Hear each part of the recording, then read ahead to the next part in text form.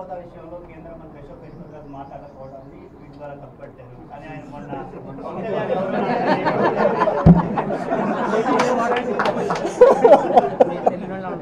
అలా కాదు, అలా ఇప్పుడు అశోక్ గజపతి రాజు కూడా తెలియదన్నా మనకి. కాదు, అశోక్ గజపతి రాజు గారికి నేను తెలియదేమో, ఆయన నాకు బాగా తెలుసు.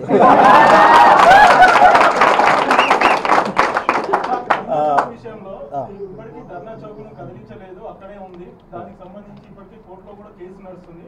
ఇప్పటికీ ధర్నా చౌక్ను సిటీ అవుట్స్కట్స్ లో పెట్టాలని మాత్రమే చెప్తున్నారు. అక్కడ ఉన్న స్థానిక ప్రజలు వాళ్ళకి సమస్య అవుతుంది, ప్రతిసారి కూడా వాళ్ళకి ఇబ్బంది అవుతుంది అని చెప్పేసి కొంతమంది పిటిషన్ వేశారు. దీనికి సంబంధించి ఇంతవరకు ప్రభుత్వం ఎలాంటివి కూడా నిర్ణయం తీసుకోలేదు. అంటే నేనేమంటానంటే, ఇప్పుడు ఇదే సమస్య ఈరోజు ప్రజలు కొత్తగా వచ్చి అక్కడ నివసించట్లేదు, చాలా దశాబ్దాల నుంచి చేస్తాం. ఈరోజు తెలంగాణ ఉద్యమం అంతా దానికి అది అక్కడే మన గుండె అక్కడే ఉంది.